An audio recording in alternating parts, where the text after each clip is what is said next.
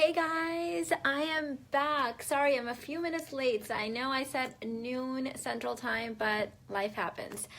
Just a quick update. You guys know that it's been crazy weather here in Houston, and so my husband and kids have been home for the last few days, and that's why I have been a little bit MIA. I initially promised you guys that we would be talking about my daily healing rituals, which I decided to make as a presentation and post all of it on my High Value Babes Club membership site. It'll go up shortly, and 3 of those tips I will be sharing in a video on YouTube with you guys. So this video is going to be on a completely different topic. Say hi if you guys are here. Hi Lisa. In this video, I wanted to talk about the value, and this is also part of one of the rituals of my daily healing, is the ritual of allowing silence in your life. When we allow silence, we have the opportunity of leaning back and letting the world speak to us, whether that's through nature or through our loved ones or whatever environment that we tend to be in. A lot of women carry the bulk of communication in their relationships. I feel like I see this all around me. I have been subject to this as well, especially if you tend to be in a relationship with a spouse that doesn't speak as much. You will fill up all of that silence with nonstop chatter and talking, often leaving you exhausted, feeling like you have to carry the bulk of the relationship because you're the one entertaining, you're the one always speaking. And I know that when I first spoke about this in my YouTube video, a couple of my videos, a lot of you guys reached out and said this was you, that you guys were carrying the bulk of the speaking and talking in your relationship. So here's a couple questions and things that I'm going to present to you. One, you are not a circus monkey, right? You are not put on this planet to entertain everybody. If you enjoy entertaining everybody and you enjoy carrying the bulk of the conversations, then that's great, right? You can continue doing that. However, I would love for you to consider the opposite side, because sometimes I get people writing in comments that they are on the other end of it, where their spouse talks nonstop, leaving them feeling like they can't get a word in. They're often cut off when they start speaking, or there's just no point of entry where they can share their views and their points. And people who tend to talk a lot often are not good listeners, because they're either always talking or they're contemplating what they're going to say next when the other person is talking, missing out on key things that they could be picking up in the communication and hearing the other person. So this is one thing that I really want you to take in from that. Hi Lisa, I miss you too, babe. It's been so hard to get on live, just with everybody being home and just managing everything, but I missed you guys so much. So that's one point that I wanted to make. And the other point is that some of you guys wrote in that it's you feel like you talk all the time in the relationship. Well, if you enjoy it, that's great, continue doing it. But I want you to ask the question, how does it make you feel knowing that you carry the bulk of the conversation, of the entertainment, of the leading energy in your relationship? Is it exhausting? Does it feel good to you? Does it feel like the other person's not doing their part and that you're always leading everything? If it feels exhausting, lean back and stop talking as much. Now, several of you guys wrote that when you did this, your husband thought that you were mad at them. Then you're projecting the wrong energy. And my husband also thought that I was mad at him in the beginning, because he had 9 years of experience with me always talking. So of course, in the first, when I stopped, he's like, what's wrong, right?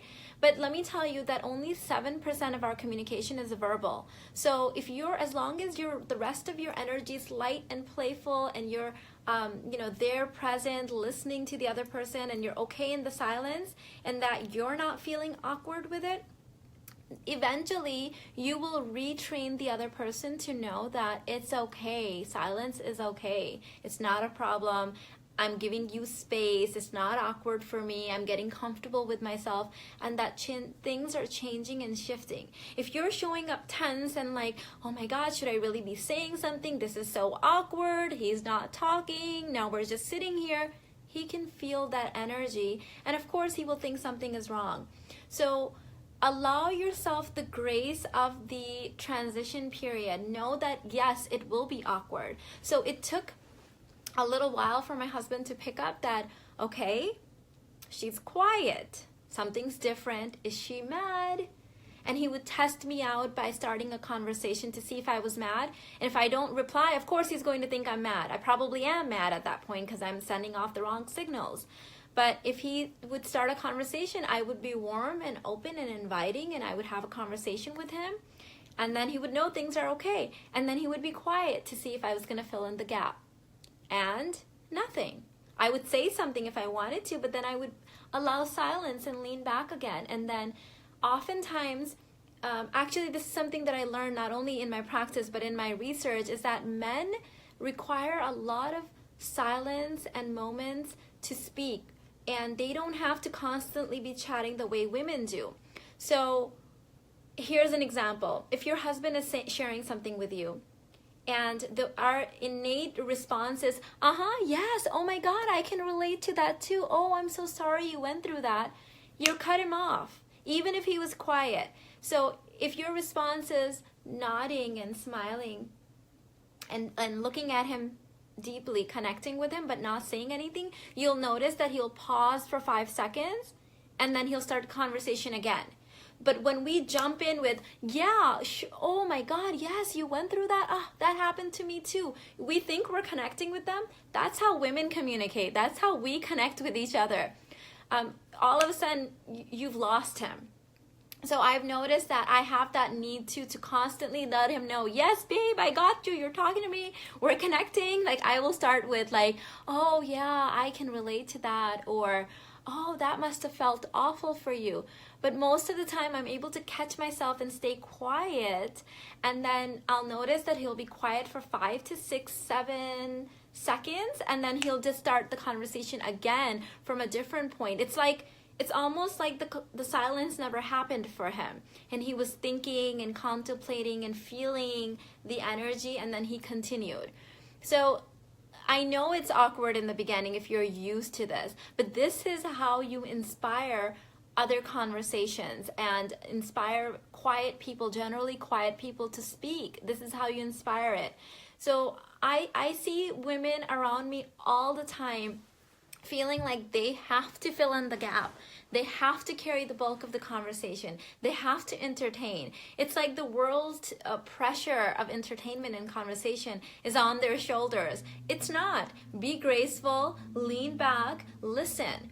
And even with my communication with other women, I've noticed that I'm relating so much better with my clients, with my friends, with my family members, female and male, because now they have, when I'm talking to them, instead of jumping in with that, yeah, oh yes, this happened to me too, when I'm quiet and I listen, it gives them the time to realize that she's really zoned in on me right now. She's really listening. She's not eager to jump in.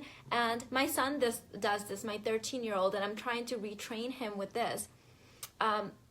Most of the time he'll come to me, he's very interested in what I have to say. He's really interested in my business, which I'm really excited about. But a lot of times you can tell that he's thinking when I'm talking. And the minute I'm quiet, he's like, yes, he'll start talking. And at that moment, I know he wasn't listening to what I was saying, because you could tell he was just waiting for me to be quiet so he can get his word in. Other people can sense this. Your clients can sense it, your spouse can sense it, your children can sense it. Even on the phone, the energy you can feel when the other person is not really listening. So quiet it down a little bit, allow space, let it be awkward. Let it be awkward. It will be awkward in the beginning. Retrain yourself, retrain other people that when she listens with all of her senses. She's not ready to just jump in and fill in those gaps. several of my clients that I have been working with for one of my clients for a year and a half now, and a couple other that we've been working for 6, 7, 8 months together, they pointed out that I've become a lot more intuitive, and that I'm able to kind of fill in the gaps of what they didn't say and what they said, or what they're actually trying to say without them actually saying it, and with almost 100% accuracy. And I thought I was a great coach before this too, but several of them pointed this out. So what this means is that by allowing this space, by allowing conversation to have its natural flow of ups and downs without me controlling it, without me jumping in, I have tuned in better to my feminine intuition so that I can read between the lines of what people are saying. I can read between the lines of what they're not saying and what they're actually feeling when they say certain things. It is a game changer. Try it, even if it's awkward. If your spouse comes and says to you, I notice you're not talking. Are you mad at him? Give him a hug and a kiss and say, no, I'm here. I'm just being with you. I'm enjoying being with you. And he'll know, okay? That if you're just like sitting there awkwardly with your energy kind of bottled up waiting, oh my God, I'm not talking. This is so awkward. Yeah, he's going to think you're mad at him. My husband thought I was mad too in the beginning because he was so used to me yapping away all the time. So I wanted to kind of address that lean back, allow it. Hi, Whitney, welcome. Gisela, hi. Love you guys. Welcome, Janan. Happy to have you guys here. And let me hear your thoughts. I've had so many people write into me after my YouTube video saying that this has been life-changing for them, that now their husbands are speaking, their spouses are coming to them and speaking more often, and allowing them to this has like inspired them to lead the conversations more. And it shows the other person that they are heard. They have a say in the relationship, that you are here for them. Hi, Gwen. Welcome. Welcome to the live chat.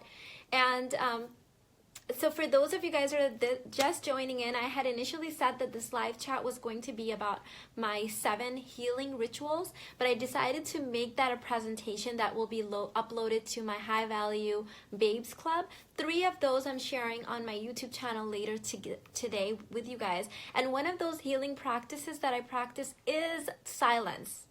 Allow silence in your life, allow silence in your relationships, and silence allows the world to come to you, to be heard. It allows the space for others to come to you. Sometimes silence is just quiet reflection of your thoughts. How do I feel right now? How does this feel? Do I feel sad? Why do I feel sad? Do I feel energized? Why does it feel energizing?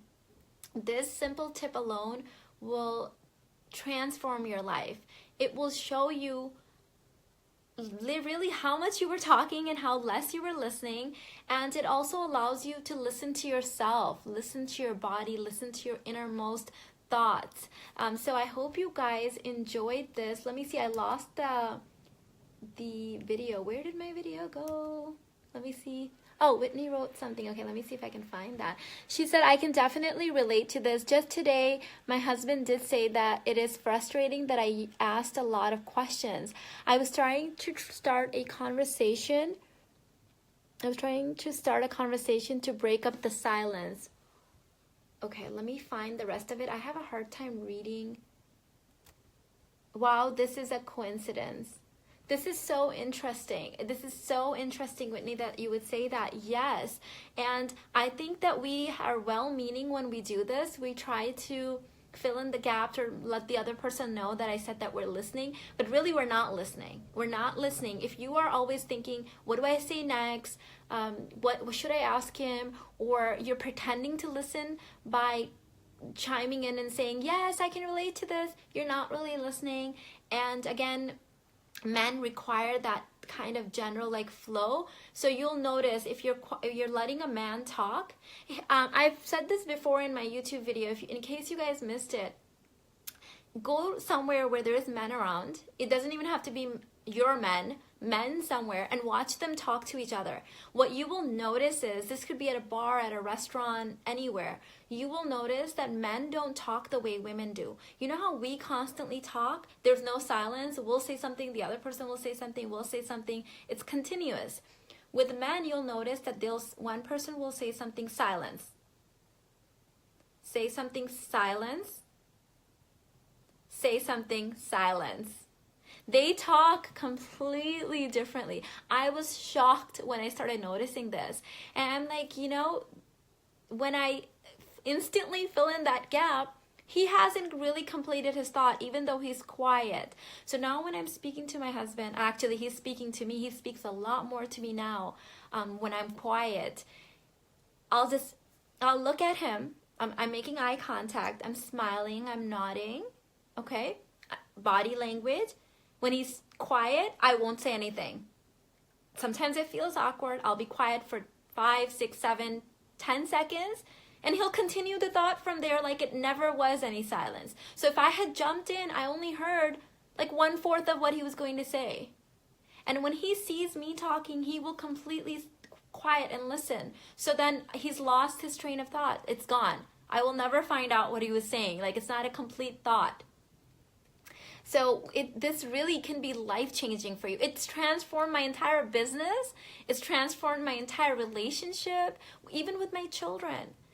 When I'm quiet, my children come to me and they're saying things to me. And you can let people know that you're listening to them and you're feeling them and you're in tune with them without yapping. I promise you there's a way of doing it. This is from somebody who has been a born talker. Right? So if I can do this, I can let the awkwardness soak in and be okay with it. You can do this too, I promise. We've had some women write in that are on the opposite end of it, where their husbands talk constantly, and it's sad with the things they've said. They say they never feel heard, and that when they do try to talk, they get cut off, and they say it's emotionally and energetically exhausting to be with somebody that talks nonstop. I feel so bad when I read these comments because that was me on the other end. I was doing this to my husband. I was emotionally draining him. And I remember a few times when I was talking, he would do this. And I feel sad about that now because I didn't pick up on it. I saw it. I saw him do it, but I didn't do anything about it. And it was almost like he was like taking in all this energy and releasing it because he couldn't even bottle it up. So allow the grace of space, not only for the other person, but for you. When you're quiet, you hear your thoughts. Sometimes we talk because we don't want to hear, we don't want to face our shadows. We don't want to hear what we have to say inside because it's forcing us to face some maybe things that we've bottled up and hidden away. But this is good for us. It's not good to bottle up emotions, right? It's good to let those things surface up. And it's good to ask yourself, Mina, why do you have the constant need to entertain? Why do you always feel like you have to talk? Are you trying to prove something to somebody? Are you trying to show your worth with how much you have to say and how entertaining you are and how clever you are? These are important questions to ask, right? Yes, hi Nicole. Thank you so much. You're super sweet. Thank you for your lovely comment. Mila said, hi Mina, yes, you are so right about the differences in conversations between men. Yes, get in tune to this. If you're at a party, anywhere you have men talking to each other, notice how they relate to each other and how they speak and how we speak. Lisa said, I am so glad that I came across you. I learned so much and I feel so good. I'm so glad, Lisa. That makes me feel amazing. Learning is life. Growth is life. That just really makes me feel amazing. Thank you for saying. I learn along with you guys. This is my way of being a student of life. I want to be learning until the day that I go, till the day that I pass. It's very important for me. Hi Sharon, welcome. Nicole said, this is the other way around for me. It's hard sometimes to get my exciting stories out because my fiance feels my energy, then starts to interrupt me. Yes, sometimes we notice when you become better listeners too, or you've always been this way where you're the quiet one, you can start feeling resentful because I have people like that in my life too, where they constantly interrupt me, but then I also noticed through their behavior that I was doing that to certain other members. So what happens is that if you're whichever dynamic you're in, sometimes you may be in the talker in certain relationships and you might be the listener in other relationships. So let me give you an example of this. So in my marriage, I was always the talker. Not so much now. I've completely reversed this. My husband is the main talker in the relationship now. Of course, I talk when I want to say something to, I want to say something, but it's been life-changing for me. My husband is someone that everybody in his family says doesn't talk a lot. He talks nonstop with me now, and I'm learning so much. But in my female friendships, I've noticed that I'm the listener, and so much so that I sometimes feel resentful because I have friends that I've known for 3, 4, 5 years. They don't know the name of my children. They don't know what I do for a living. They don't know what my hobbies and interests are. I know everything about them. Because in those dynamics of that relationship, they talk constantly, and if I ever start a conversation or get my word in, I'm constantly interrupted. And so I'm like, okay, they need to really get their word in. And I've been this absorber of their energy and their information, and I feel completely burnt out and resentful in those relationships, so much so that I don't see those friends so much anymore because it's exhausting. Okay, so sometimes the same person can be on the giving end and the receiving end of this, but it's really helped me learn.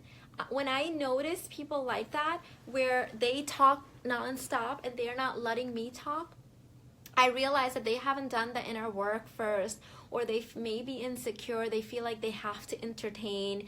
They feel like they have to one-up everybody else. Maybe they feel like they're not heard in other areas of their life, so that when they're with me, they feel like they're heard, so they have to unload it all. But these are really powerful things to learn about other people and about ourselves, right? Because with this information, I can use it to teach you guys, to teach my clients, to teach my children. That one thing I want my children to know is that they are always heard when they're with me. I am listening. I'm listening to what they're saying, and I'm also listening to what they're not saying. I notice when my middle son will walk into the room, peek in, and walk away. And I'll say, Ayan, come back in here. He's the quiet middle child who often gets kind of left behind because his younger sibling and his older brother, they're very dominating, loud personalities. And so I hear that. I hear him. By him not speaking, I'm also listening to what he's saying. So be attuned to this, not only for yourself, but because women are the leaders. It doesn't seem like it sometimes because we're also oppressed and we're trying to find our place, but we're the teachers of the future society, right? We're raising our children. And so listen to the people that are talking a lot, but let them know that they are heard, and that it's okay for them to tone it down, and that it's okay for them to not lead and entertain all the time, and that you will listen just as intently if they speak less. And part of their listening and being heard is also listening to you. We have to retrain society, we really do. It's messed up. I notice it all around me since I've learned it. When the change occurs in me, I am consumed by it, I embody it, I live it. Anything I teach you guys or show you guys or discuss with you guys, it's not something I'm just kind of picking up somewhere and throwing at you. I embody everything I teach because that's the only way I can teach it. If I am not living, I'm not being what I'm saying, it's useless information. We don't, we say with parenting, children don't listen to what they say, they listen to who we are. They pick up on who we are being. Same with other people, same with relationships. I cannot be a good coach telling you to lose weight if I'm overweight, telling you to have good listening skills if I don't have good listening skills, telling you to have an intentional, mindful life with creating good relationships if my relationships suck and if I'm not living a conscious, mindful, intentional life, right? It's useless because I'm just speaking that I'm not living, I'm not being what I'm training. Nicole said, then I think of you and, did I miss? Okay, so she was continuing with that. So Nicole said, this is the other way around for me. She said, I think of you and I practice patience, but I do feel drained. He hasn't done the inner work, so sometimes he takes offense to it. I think I'm trying to change him, so I will my inner work to be the example. Nicole, this is a common thing in relationships. I'll be completely vulnerable and honest with you guys here. I do a lot of inner work. You guys know this. I teach everything that I learn. I pass it along to you guys. And in my relationships, people who are not doing the inner work, I'm noticing more and more gap in between me and them, right? Because I keep raising my level a little bit at a time, learning, reading, processing, applying, allowing space, practicing compassion and patience and all of that. And so what happens is that there is a wider gap. But you'll notice this in every scenario. If you're getting more educated and your spouse is not, or your friends are not, there will constantly be a gap between you. If you are creating wealth and your friends are not, there's going to be this gap in between you, going to be further and further apart. So I noticed this in my own relationships. Now, in those relationships, I certainly don't want to jump into coach mode all the time, because that's not what they need from me. What they need from me is for me to embody what I want them to have. I want them to see the reflection. Now, they may see it and they may never see it. It's not my job to force it upon them, but it's my job to be a gentle reminder and a gentle mirror. And so eventually they might notice that, Mina never interrupts when I talk. She's patient, she's quiet. Maybe I should practice this a little bit in my life. And when they interrupt me, when people interrupt me, I don't jump in right back in. I make it known that I was interrupted by my quiet presence, by my energy, and never with my words. And I have noticed, not with everybody, but with certain family members, a few seconds into their conversation, they will stop and say, I'm sorry, I interrupted you. Now, I did not say a word, but my energy shifted. I felt that they interrupted me, and I was patient and I was quiet and I was leaned back, and they came forward and said, oh, I'm so sorry, I just interrupted you. And I will say, that's okay, continue speaking, and then I will jump in. And so this is how you embody the change that you want to present to the world without forcing it. Nobody ever learns by forcing, right? I have not learned anything in my life by other people forcing me. I learned it when I was ready. Like they say, when the student is ready, the teacher appears. So when you are being a student of life and you're embodying everything that you would like to project onto the world, I promise people will listen. They will, in their own time, they will follow. Whitney said, this is great information. My son is actually the same as his dad. He has a delay in speech, so although I'm an introvert, I'm constantly trying to talk to help build his language. But one day after picking him up from school, he did say, Mommy, no talking, please. Yes, and I can relate to this because, you know, my son had a speech delay, and so I thought I had to speak a lot with him. And it did help, that helped. But if I was always speaking, then that means what?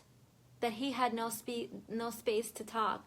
So you have to balance it out. And I like that our students are our biggest teachers. You know something, this is not even related, but I want to share this with you guys because I know some of you guys are parents and this may help you.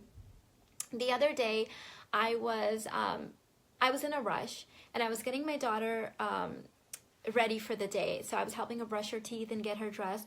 And that day I had certain things planned, and there were other things that happened, and there were people coming over that weren't supposed to be coming over that day. Just a whole bunch of things. My energy shifted, and I, without knowing it, I got kind of, I'm very mindful how I am with my children and try to keep my energy calm, but I must have been frantic, or I must have been rushing. And as I was getting my daughter dressed, I considered this my time with her, my sacred time, where I'm connecting with her, talking with her, getting to know her, spending time with her. And as I was putting my daughter's shirt on, she held on to my arms and she stopped me. And she said, are you tired? She's 4 years old. And so she grabbed me and she said, are you tired? And I said, no, I'm not tired. I have a lot going on today. I wasn't supposed to be doing so much, but all of this stuff is happening. I started unloading on my 4-year-old. And she goes, I know you're tired. You're just tired. And I don't know what in the world was going on in this 4-year-old's mind, but she could obviously feel that something was weird with me and that I was not myself and that I was rushing her. And so I guess that was the language that she could come up with at the time, but she asked me, are you tired? And the way she did it, it was almost like when she's getting cranky and I ask her, oh, you need a nap, you're tired. And our children are really our biggest teachers. They teach us so much. They're showing us the mirror constantly. They see in us what we can't see in ourselves most of the time. So listen to your children. Give them the space to speak. And at that moment, I noticed I needed to slow down. And that, things were thrown on me at that day. But it wasn't my fault. It wasn't my daughter's fault. And I was going to enjoy this moment regardless of everything else that was happening. Whitney said, you're right, I didn't give him a chance to speak. And I can relate to this, babe. No blame, no judgment. I was there. When I had the speech therapist tell me, well, maybe you don't talk to him as much and you need to talk to him more. I talked and I talked and I talked until I was blue in the face. And then it wasn't until I was quiet that he started speaking, right? Because there's the teaching and then there's the reflection part and giving them a chance to speak back.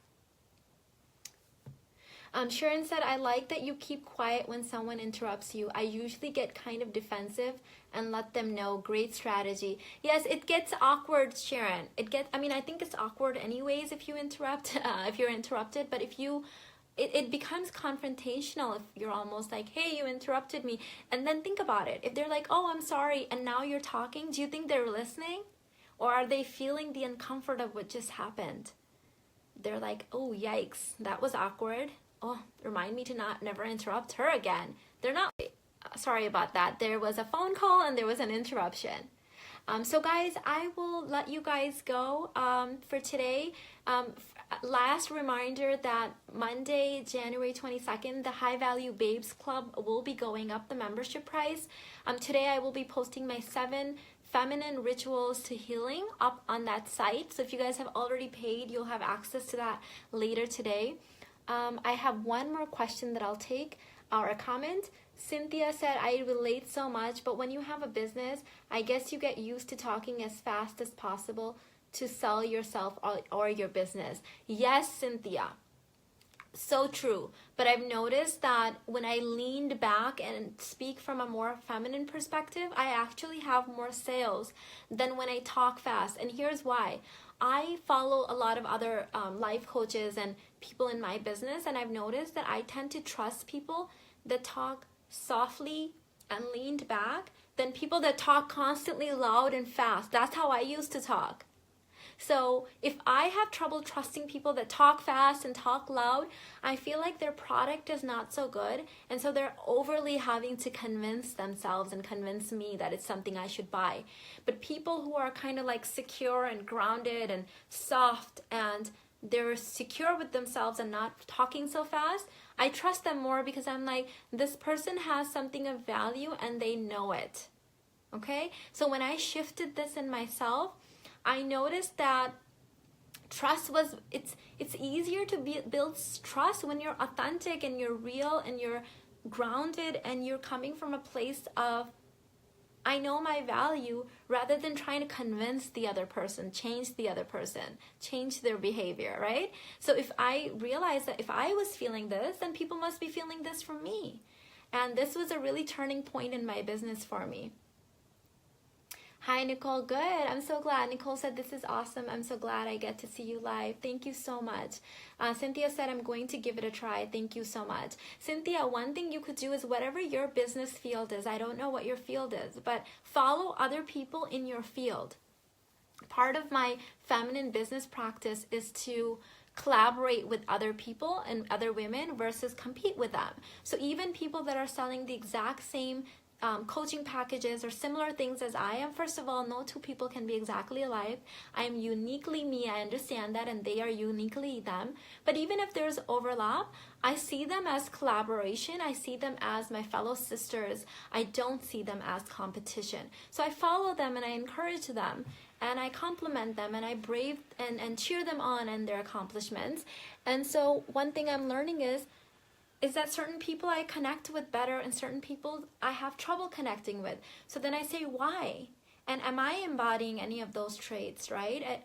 If I notice that somebody's overly pushy when they're sales and that makes me feel uncomfortable, then I say, okay, that made me feel uncomfortable. Why? Am I doing this?